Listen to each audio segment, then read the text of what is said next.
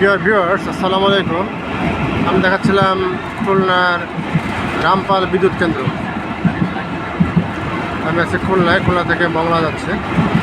মংলা যাওয়ার পথে পরে রামপাল বিদ্যুৎ কেন্দ্র। এটা একটি কয়লা ভিত্তিক বিদ্যুৎ কেন্দ্র।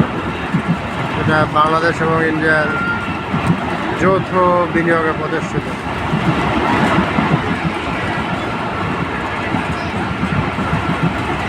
বাংলাদেশের অন্যতম একটি বড় বিদ্যুৎ প্রজেক্ট। এগুলো সব আবাসিক ভবন।